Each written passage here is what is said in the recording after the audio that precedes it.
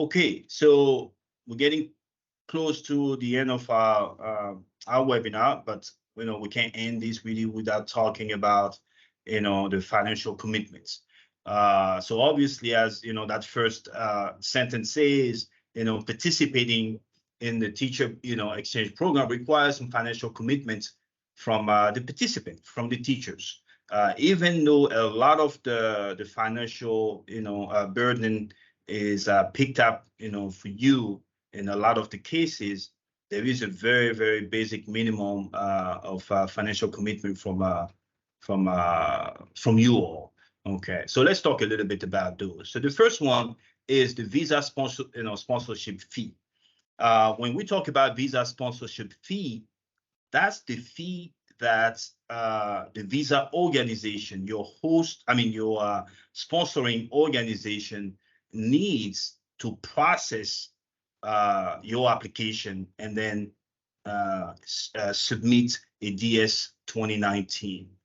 The fee varies. That's why you do not have numbers here, but they could vary from $1,500 to $1,800 for a yearly sponsorship. And a lot of the cases, the host school cover the fees for our teachers, but there are also cases depending on the particular project, on a particular school that may be participating in a program.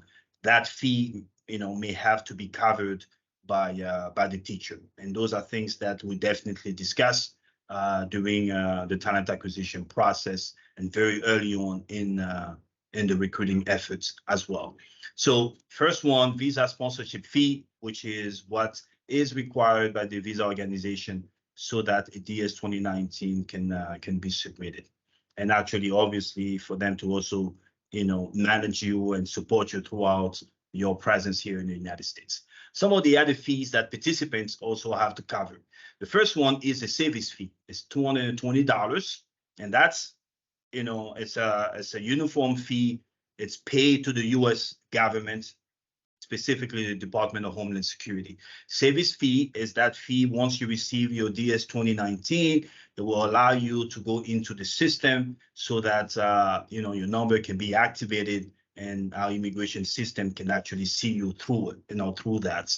The next one is the non-immigrant visa application fee, and we talked about that a little earlier. That's that DS 160.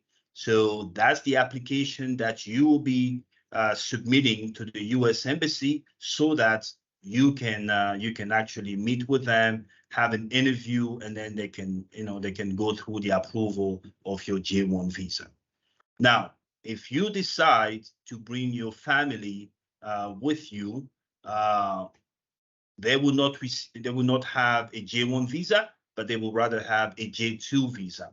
So the fees for each eligible dependent is on the teacher and their families. Okay, and that fee is the same as the visa sponsorship fee, but that's paid by the teacher.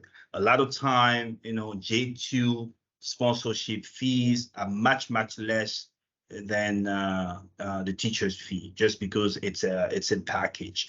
But but that's a fee that the teacher will have to pay, and that varies based on the visa organization that will be sponsoring you. But you will have that information as well. Individual medical insurance, also family or dependent, medical insurance. These are all fees that are also paid by the teacher. The foreign credential evaluation, you will have to get your transcripts, your records evaluated, right? And that's a fee that you again as a participant will have to cover. Relocation fee, right? Very important. This year we are looking into making sure that teachers come early so that you can participate in the pre-service